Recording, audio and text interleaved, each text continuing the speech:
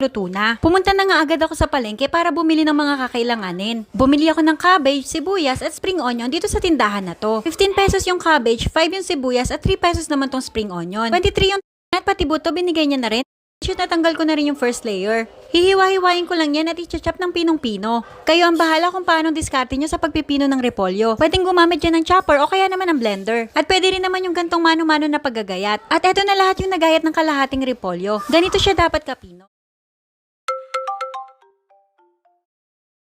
Lang to at ilalahat ko na yan. Pwede rin naman dito ang white onion. At ihahalo ko na yan sa cabbage. Sunod naman na yung spring onion, maliliit na gayat lang din, basta lahat yan ay pipinuhin lang. Tinanggal ko pala muna yung dulo na may ugat-ugat. At pagsasama-samahin ko lang yan sa isang lalagyan. Etong bawang naman, pipit-pitin ko muna para mas lumabas yung lasa. At pino din ang pagkakagayat sa kanya. Ilalagay ko na rin lahat ng tagpisong paminta na nabili ko. At ilalagay ko na rin ang giniling na manok. Kahit anong meat naman na gusto nyo ay pwede dito. Kagaya ng pork, beef at pwede nga rin ng fish. Maglalagay rin ako dito ng asin. Kung may iba pa kayong mga spices na gustong ilagay, pwede rin naman. Hahaluin ko lang niya mabuti hanggang sa mag-combine lahat ng ingredients. Maglalagay rin pala ako ng isang itlog dito. Ito naman yung magiging binder, medyo buhagag kasi yung cabbage. 100 pesos ang total ng nagastos ko dito. Ginamitan ko na rin siya ng kamay para halong-halo talaga. Kapag okay na ang pagkakahalo, pwede na tong balutin. Maglalagay lang ako ng kalahating kutsara sa molo wrapper. At gagamit rin ako ng tubig pang seal sa edges. Ifo-fold ko lang yan pa triangle at siguraduhin na nasilang lahat ng sides. Tapos ifo-fold-fold ko lang yan ng paganyan. Yan, ganyan yung magiging itsura ng dumpling natin ngayon. Small size na wrapper pala itong nabili ko kaya medyo maliliit siya.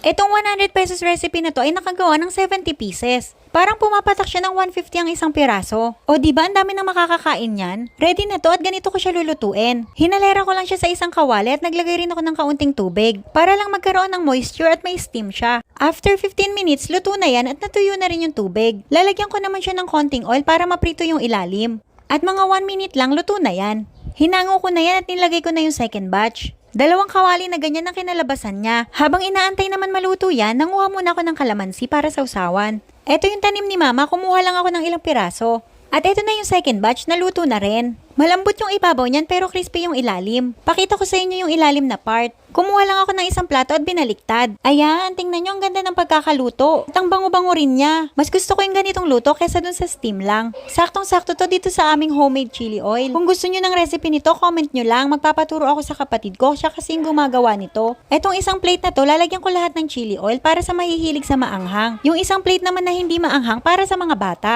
Ilalagay ko na rin yung mga hiniwang kalamansi at sila nang bahala kung paano nila kakainin yan. Pero ako, pipigaan ko lang yan ng kalamansi at chili oil at okay na yan.